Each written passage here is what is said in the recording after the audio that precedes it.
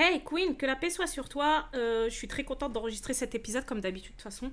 Mais celui-ci, il va piquer un petit peu. Le but, c'est pas de te faire mal. Loin de là, c'est de mettre des mots sur des mots que tu vis. M-A-U-X. Alors, de quoi on va parler aujourd'hui? J'ai donné ce titre à ce podcast, Seul dans mon mariage. Donc, bienvenue dans l'épisode 7 de Souveraine. Je suis Selma et je t'aide à décortiquer ton mariage, ta relation avec ton évitant. Avant qu'on commence, je vais te dire quelque chose. Cet épisode, j'ai hésité un peu à l'enregistrer, à l'ajouter dans la série. Pas parce que le sujet est compliqué à expliquer, loin de là, parce qu'il est difficile à porter et moi je voulais le faire bien. Je voulais faire quelque chose qui te ressemble vraiment, qui va te permettre de comprendre vraiment. Parce qu'aujourd'hui, on va parler de quelque chose que beaucoup de femmes n'arrivent pas à dire à haute voix, même pas à leur mère, à leur amie, parfois même pas à elles-mêmes. Parfois, elles ne le réalisent pas elles-mêmes. C'est je me sens seule dans mon mariage. Parfois, tu mets du temps avant de le réaliser, et c'est ce qui se passe. Tu es seule dans ton mariage, et je vais t'expliquer, ma réflexion. J'y arrive. Alors, pas seule comme quelqu'un qui n'a personne, seul comme quelqu'un qui a quelqu'un et qui ne peut pas vraiment l'atteindre. Donc seul dans les conversations importantes, seul à porter le poids de vouloir que les choses aillent mieux, seul à lire des livres, écouter des podcasts, chercher des réponses. Et lui, il est là, physiquement là, mais il est ailleurs. Seul à porter le lien, seul à vouloir évoluer peut-être, à vouloir grandir. Mais lui, il est là et toi, t'avances, ok? Alors, cette solitude-là, donc solitude à deux, c'est peut-être la plus cruelle qui soit parce qu'elle est invisible, parce que personne autour de toi ne la voit, et parce que de l'extérieur, t'as un mari, une famille, une vie. Alors, tu vas jamais en parler, quoi. Tu vas pas oser te plaindre ou parler de ça, tout simplement, et pourtant tu souffres et c'est réel. La souffrance, elle est vraiment là, tu vois. Cet épisode, il est là, il est pour toi, et pour toi qui traverse ça, pour toi qui te reconnais dans ces quelques mots que je viens de dire. Donc, on va commencer par nommer, avant d'analyser quoi que ce soit, avant les outils, avant les conseils, parce que tu sais que moi j'aime bien décortiquer, je veux juste nommer ce que tu vis, ce qui se passe. La solitude dans le mariage, c'est une douleur qui est réelle. Elle est profonde et elle est surtout, et je veux que tu l'intègres, je veux que tu le comprennes, je veux que tu l'entendes bien, elle est légitime. D'accord? Parce qu'on va peut-être te faire croire parfois que tu dramatises, que tu fais ta drama queen, quoi. Non, elle est légitime. D'accord? Ce que tu ressens, c'est légitime. Dès lors où tu le ressens, dès lors où c'est là, dès lors où c'est venu s'installer dans ton cœur, c'est légitime, ok? C'est pas de la dramatisation, ce n'est pas être ingrate, ce n'est pas renier ce qui existe déjà, ce n'est pas rejeter ce qui est déjà présent, ce n'est pas ne pas voir ce que tu as, c'est un besoin de connexion émotionnelle qui n'est pas comblé.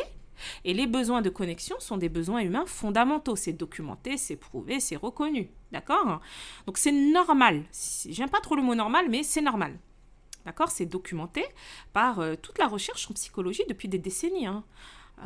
Ils disparaissent pas, ces besoins, parce que tu le décides. D'accord? Ou parce qu'on a décrété que tu étais trop exigeante. Ok? Tu as le droit d'avoir besoin de ton mari. Tu t'es pas mariée pour serrer dans tes bras ton oreiller, en fait. Ok? Tu as le droit de vouloir plus que ce que tu as. Et avoir ce besoin ne fait pas de toi une femme excessive, insatiable ou impossible à satisfaire. Ok? Moi, je te le dis parce que je voulais que, si tu ne l'as jamais entendu, que quelqu'un te l'ait dit au moins une fois dans ta vie, quoi. Moi, je dis ça parce que je sais que cette petite voix dans ta tête, elle dit je suis trop, j'exige trop. Non, en fait, tu as des besoins, c'est humain, point. Il n'y a pas de suite. D'accord? C'est tout. Tu as des besoins, c'est humain, point. Voilà. Maintenant, c'est là où ça devient important.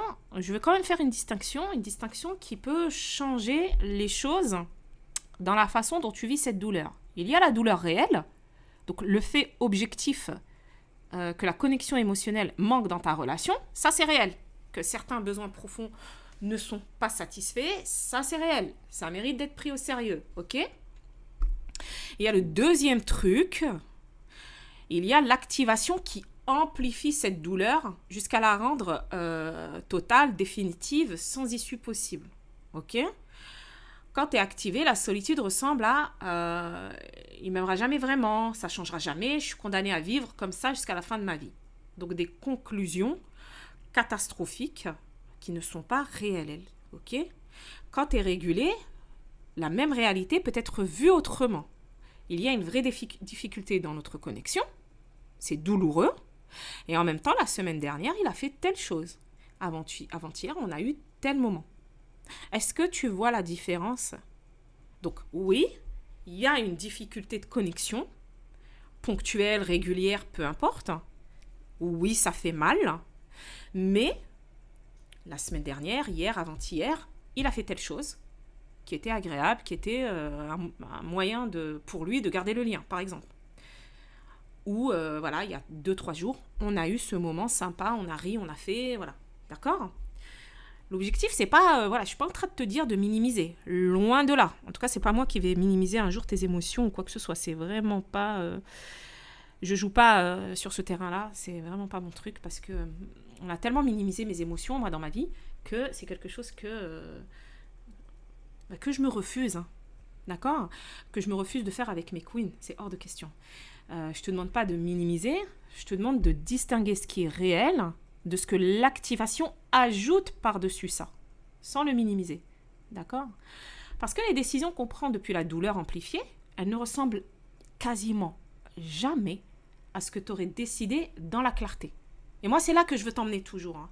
Je crois que c'est quelque chose que je dis régulièrement dans mes podcasts, dans mes contenus, c'est que moi, j'ai envie de t'emmener vers la clarté. Cette clarté, tu ne peux pas l'atteindre, c'est pas possible de l'atteindre dans la douleur, dans l'activation, qui te met un flou, quoi, qui te met une paire de lunettes, qui te fait montrer tout de manière disproportionnée en sachant que la douleur, elle est là. Le besoin, il est là. D'accord ? Maintenant, on va voir d'où vient cette solitude véritablement. On va creuser. Parce que la solitude dans le mariage, elle ne vient pas toujours d'un seul endroit. C'est ce que j'ai pu constater. Et comprendre les sources, c'est comprendre sur quoi toi, ma queen, tu peux agir. Ok ? La source numéro 1, il y a la limite réelle de l'évitant. Ok ? Ce truc, il est réel. Tout comme ton besoin existe, sa limite, elle est réelle aussi. Ton mari a une capacité de connexion émotionnelle qui est limitée par son histoire, par son style d'attachement, par ses mécanismes de protection qu'on a explorés dans plusieurs épisodes avant celui-ci. Maintenant, attention, ok ? C'est pas une limite définitive. Pour l'avoir expérimenté et pour l'avoir vu lors de mes accompagnements, c'est pas quelque chose qui est gravé dans le marbre. Les gens changent. Je l'ai vu de mes yeux. Un évitant incapable de connecter, pour qui tout simplement les câlins du quotidien, le besoin de connexion de son épouse régulier, elle avait besoin de connecter, elle avait besoin de câlins, mais juste de prendre son mari dans ses bras. C'était très difficile pour lui. C'était une armoire à glace. D'accord ? J'ai vu de mes yeux ce changement. Cet homme qui est passé de, cet évitant qui est passé de armoire à glace, ça lui a demandé des efforts. Ça lui a demandé des grands efforts. D'ailleurs, tu vois là, tout de suite en direct, ça me donne une idée. Je pense que ça va être l'objet d'un podcast. Cette transformation à laquelle j'ai assisté en direct, moi, ça s'est fait sur la durée. Ça s'est pas fait du jour au lendemain, bien évidemment. De toute manière, c'est jamais spectaculaire. Mais j'assiste à ça et je le vois de mes yeux.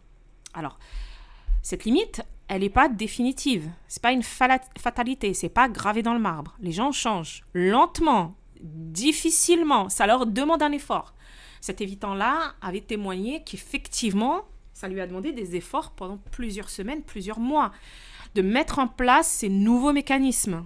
Mais il change. Aujourd'hui, maintenant, dans l'état actuel des choses, oui, il y a une limite.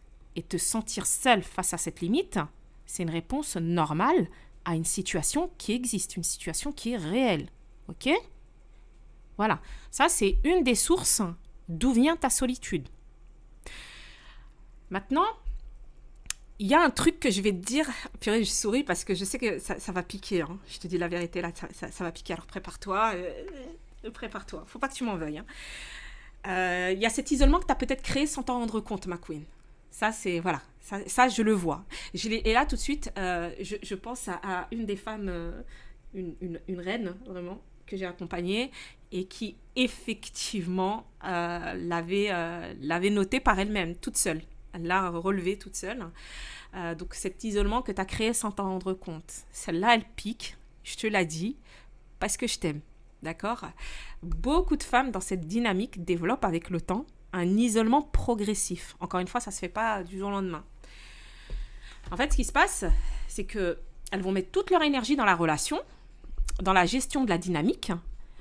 Ça, tu ne le conscientises pas, hein, dans l'espoir que ça change. Du coup, il y a moins d'énergie pour investir ailleurs. Donc, elles investissent de moins en moins ailleurs, dans leurs amis, leurs activités, leurs propres espaces. Ce que j'appelle leur propre truc. Moi, j'aime bien dire le mot truc, comme ça, c'est bien vaste. Hein. Ça fait ado. Hein. Je suis maman d'ado. Hein. Et quand la relation ne donne pas ce qu'on espérait, on se retrouve dans un désert. Seul dans le mariage. Et seul en dehors aussi. Et parfois, tu sais, moi, j'ai assisté à des femmes qui savent presque plus. Elles ont oublié qui elles étaient en public avec les autres. Tu vois ? Elles ont oublié qui elles étaient quand elles sont en groupe. Quand elles sont, elles sont isolées à la maison, dans la relation, elles s'investissent, etc. Et elles ne savent plus. C'est une réalité, c'est quelque chose qui existe. Si tu te reconnais dans ça, sois honnête avec toi-même. Une partie du travail est là aussi. Pas à l'intérieur du mariage, pas autour de lui. Pas sur lui. Elle est complètement à l'extérieur du mariage, à l'extérieur de ton lien avec lui. D'accord ? Ensuite, il y a une autre source. Comment je vais dire ça ? Ce sont les besoins qui n'ont jamais été vraiment dits. Alors, qui n'ont pas été demandés de manière claire, exprimés posément comme des besoins réels. Ce cadre dont je parle. Parce que parfois, la solitude vient d'un fait simple. Ton mari, c'est pas vraiment ce dont tu as besoin. Donc, tu vois, c'est pas qu'il s'en tape. Mais parce que tu ne lui as jamais dit de façon claire, depuis un état calme, sans charge émotionnelle, sans que ce soit dans un moment chargé émotionnellement finalement. Autour, voilà, c'était pas dans un moment qui n'était pas une dispute ou une conversation musclée, tu vois. On croit souvent que les gens qu'on aime devraient deviner. Non. Qu'un mari qui nous aime devrait savoir. Mais même les maris les plus présents ne lisent pas dans les pensées. Et en plus, je te rajoute un truc, les évitants encore moins. Déjà, s'il te plaît, ils ont du mal à lire leurs propres pensées. Alors les tiennes, nous soufflâmes. Identifier tes besoins réels, pas tes désirs idéaux, tu vois, et pas des besoins, pas un besoin minime. Non, tes besoins réels, les exprimer clairement. C'est une des choses les plus puissantes que tu puisses faire. De toute façon, on reviendra là-dessus. D'accord ? Dans un épisode qui sera dédié à la communication. Il y a quelque chose que je vais aborder là dans cette partie, c'est le piège de tout mettre sur lui. Je veux que tu entendes ça avec douceur. Je vais être un peu directe sur quelque chose. Si ton mari est ta seule source de connexion émotionnelle, de sens, de validation, de présence dans ta vie, c'est pas possible. C'est trop pour toi et c'est trop pour lui. Pas parce que tu es trop dépendante ou trop collante, absolument pas. C'est parce que aucune relation humaine, même la meilleure, la plus saine du monde, ne peut être à elle seule toute la vie affective et sociale d'une personne. D'accord ? C'est pas fait pour ça. Aucune relation n'est conçue pour ça. Et dans une dynamique avec un évitant, où la connexion est déjà limitée et irrégulière et complexifiée par vos langages qui sont complètement différents, c'est pire. J'ai osé employer ce mot.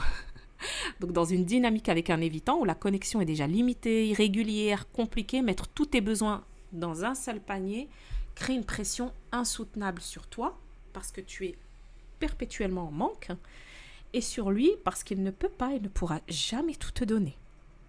Ça, il faut vraiment le comprendre. Alors, j'ai une petite question, une vraie, c'est pas, voilà. C'est une vraie question, hein, qui est importante que j'aborde avec mes accompagnés. Sincèrement, en dehors de lui, en dehors de ton autre, en dehors de ton mari, de ton fiancé, de ton partenaire, où est-ce que tu reçois de la connexion, de la chaleur, de la présence? Qui sont les femmes dans ta vie avec qui tu peux être vraiment toi, rire vraiment, pleurer si besoin, parler de ce qui compte vraiment sans avoir à tout expliquer? Est-ce que tu as un entourage où tu peux te ressourcer émotionnellement? Si la réponse honnête est personne, ou je ne sais plus vraiment, c'est une information qui est importante et c'est pas un jugement sur toi, c'est juste une piste de travail. De toute façon, cette réponse, tu vas te la porter à toi-même, il n'y a personne qui va te juger. C'est pas un défaut, c'est pas une tare, c'est pas une fatalité, c'est juste prendre conscience, le voir, mettre la loupe dessus quelques instants, le relever, le noter, et c'est tout. Parce qu'en gros, nourrir ta vie en dehors du couple, des amis, une communauté, des espaces qui t'appartiennent, c'est pas trahir ton mariage. C'est pas chercher à compenser non plus. C'est te donner des ressources pour ne plus venir à ton mari avec une faim dévorante qu'il ne peut pas nourrir seul. Paradoxalement, c'est souvent ça qui détend le lien, qui détend la dynamique. Quand tu n'as plus cette intensité du manque permanent, quelque chose se libère dans la relation et lui, souvent, peut commencer à se rapprocher. Ça, encore une fois, j'en ai été témoin, moi. J'en ai été témoin auprès de grandes dames, de grandes femmes que j'ai pu accompagner et qui me témoignent de ce qui se passe. Alors moi, je te promets rien, c'est juste que j'ai vu ça suffisamment de fois pour pouvoir l'affirmer. J'ai été témoin de ça, d'accord ? Maintenant, on va parler de l'endurance. Voilà, on va parler de l'endurance dans le mariage, dans cette solitude. Tu fais le travail, tu changes ta posture, tu travailles sur ta régulation, tu communiques différemment, et les semaines passent, et les choses semblent ne pas vraiment bouger. Et là, une voix commence à dire à quoi ça sert. Moi, je vais te donner quelques éléments pour tenir dans ces moments-là. La première chose qui est importante, s'il te plaît, essaye de le faire, essaye vraiment de le faire, ne mesure pas les changements chez lui. Mesure les changements chez toi, en toi. Est-ce que tu traverses les activations différemment qu'avant? Est-ce que tu envoies moins de messages de trop? Tu vois, ces messages qui finalement, auraient pu ne pas exister. Est-ce que tu te relèves plus vite après une crise? Est-ce que tu te sens même par moments plus ancré en toi-même? Plus solide sur tes appuis? Ces changements-là, ils sont réels et ils ont de la valeur. C'est important que tu les relèves, que tu les vois, que tu mettes la loupe dessus, que tu mettes ta caméra dessus. Ils ont de la valeur, complètement et indépendamment de ce qu'il fait ou ne fait pas. Le deuxième point, voir les micro-changements. Je te jure que c'est très important. Dans une dynamique évitante, les changements chez lui, ils sont jamais spectaculaires. D'accord ? J'ai failli dire presque jamais spectaculaire, mais moi j'ai envie de dire jamais spectaculaire. Jamais, jamais, jamais. Ils sont microscopiques. On va parler de millimètres, un ton légèrement différent, une présence légèrement plus régulière. Un moment compliqué,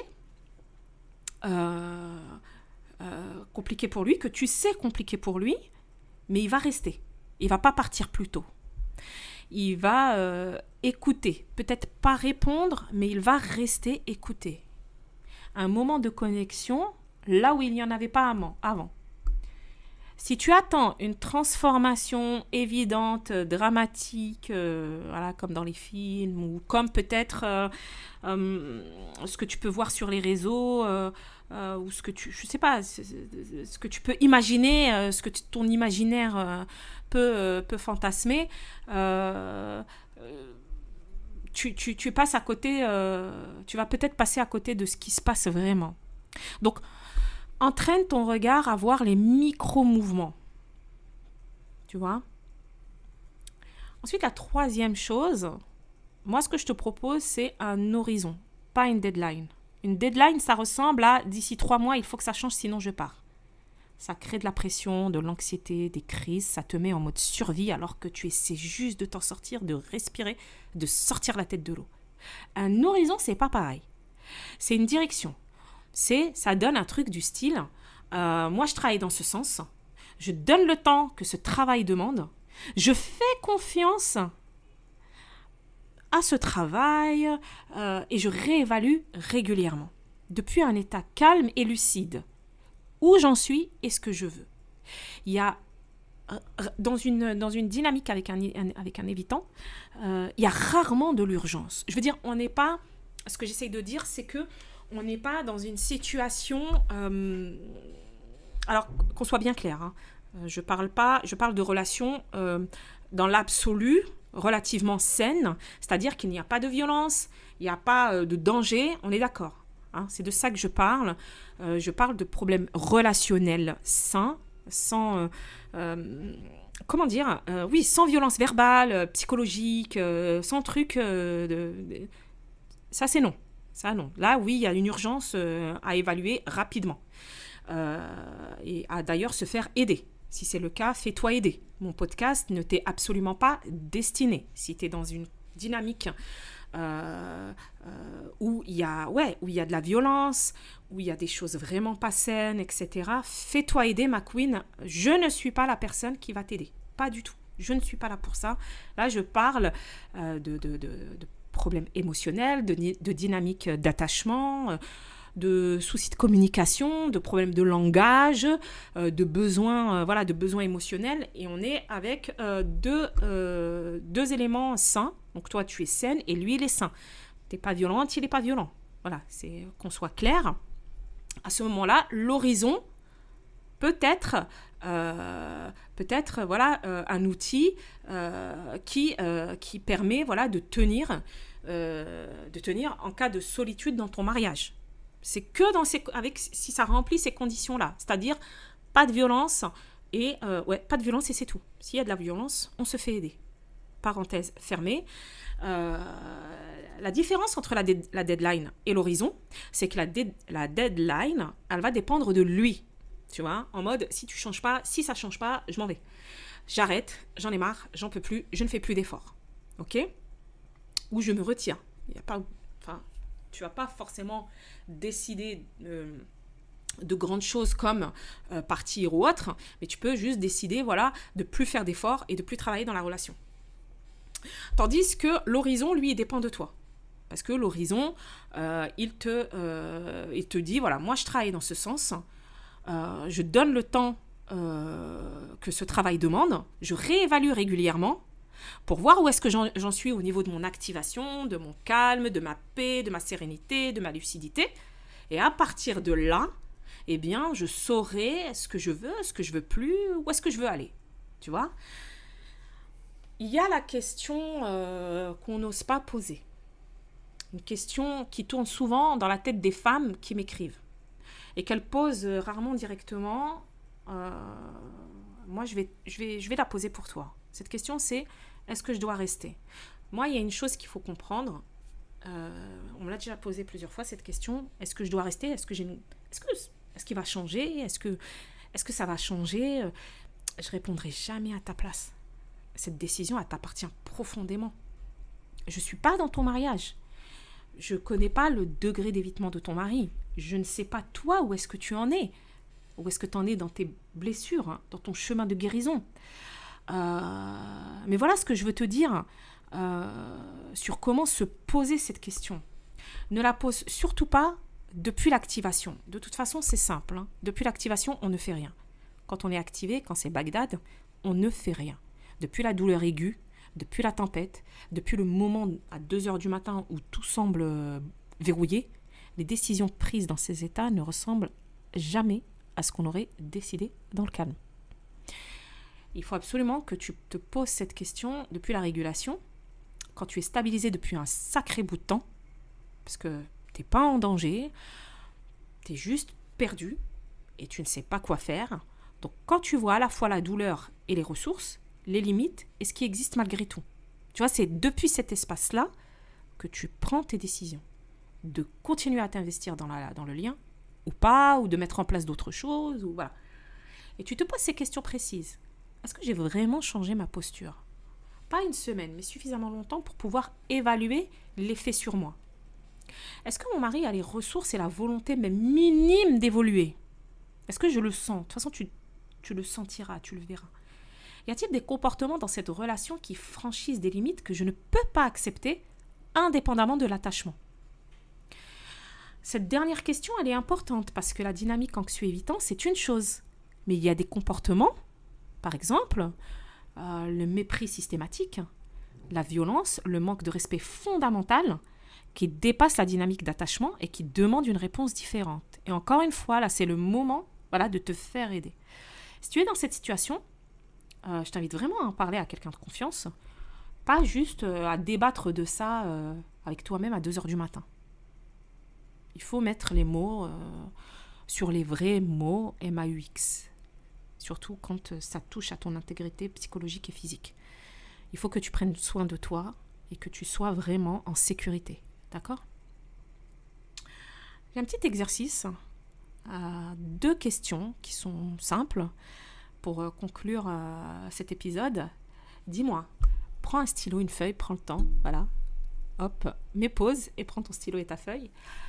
En dehors de mon mari, en dehors de l'autre, qui sont les personnes ou les espaces qui me nourrissent émotionnellement en ce moment ? Liste tout ce qui vient, même les petites choses. Moi, par exemple, je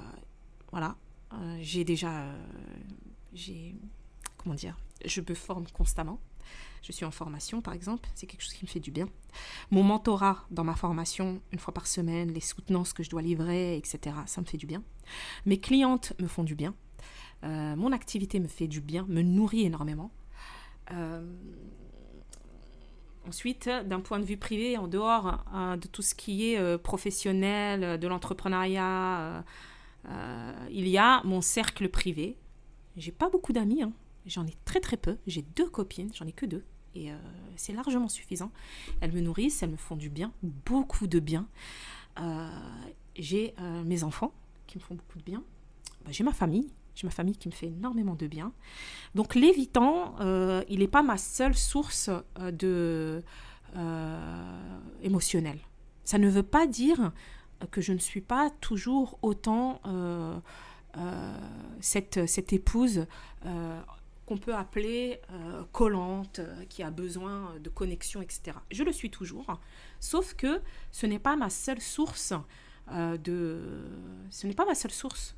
de connexion, c'est pas ma seule source émotionnelle, tu vois. J'ai des espaces qui me nourrissent émotionnellement et qui me font du bien depuis plusieurs années. J'entreprends depuis plus d'10 d'années, donc déjà juste l'entrepreneuriat me transcende. Mais voilà, comme quoi, malgré l'entrepreneuriat, malgré mes amis, je rencontrais quand même ces challenges de couple finalement dans ma danse avec mon évitant. Et je suis l'exemple, véritablement, je peux te le dire, celle qui te parle actuellement, depuis maintenant, je vérifie, ça fait combien de temps là ? Hop, depuis 28 minutes, je suis l'exemple, la preuve qu'un mariage avec un évitant, eh bien ça peut marcher et ça peut bien se passer et tu peux être heureuse, tu peux être stabilisée et ça peut se passer très très bien pour vous deux, pour ton évitant et toi. Ça va te demander beaucoup de travail de ta part dans un premier temps, mais tu peux atteindre ce nirvana dans ta relation de couple, dans ta dynamique, cette stabilité, cette co-régulation. Vous allez vous co-réguler petit à petit. Ça prend du temps, encore une fois. C'est lent, mais ça vaut probablement le coup si tu m'as écouté jusque-là.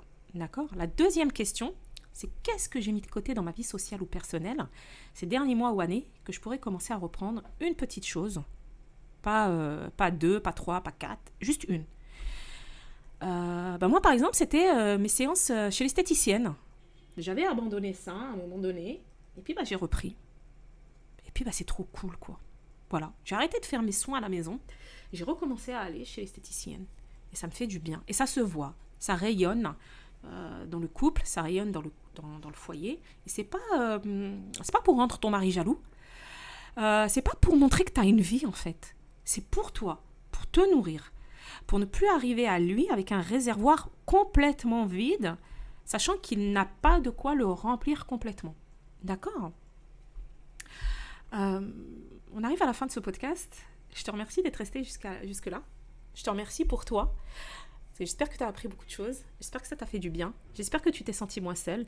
La solitude dans le mariage, elle est réelle. Elle est douloureuse. Et elle mérite d'être prise au sérieux. Pas niée, pas dramatisée, mais vue clairement.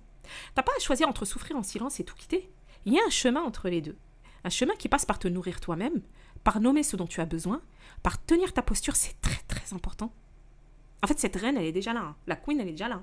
Elle est juste cachée sous des couches et des couches et des couches d'hypervigilance, de travail sur le lien, de compréhension de l'autre, de rentrer dans son cerveau, dans son monde. Et toi, tu t'es oublié. Mais elle est là. Hein. La queen, elle est là. T'as pas à choisir entre souffrir en silence et tout quitter. Il y a un chemin entre les deux. Un chemin qui passe par te nourrir toi-même, par nommer ce dont tu as besoin, par tenir ta posture, réévaluer régulièrement depuis la clarté, pas depuis la tempête, pas depuis l'activation. T'es pas seul dans ce que tu vis. Et je te dis pas ça juste pour te réconforter, pas du tout. Je dis ça parce que les femmes qui font ce chemin avec moi me le rappellent toujours. Tu vois ? Dans le prochain épisode, on va parler de ta part dans la dynamique. Alors pas pour te culpabiliser, pas du tout. Au contraire, c'est pour te redonner du pouvoir, pour aller la chercher, cette queen qui est déjà là. Parce que là où tu peux te voir clairement, bah, tu peux te choisir autrement. Tout simplement. Ça m'a fait plaisir d'enregistrer ce podcast. Je ne sais pas à quel moment tu l'écoutes. Quel que soit le moment où tu l'écoutes, eh bien, je te souhaite une bonne journée, une bonne soirée ou une bonne nuit, enfin peu importe. Fais très attention à toi, prends soin de toi et puis je te dis à très vite.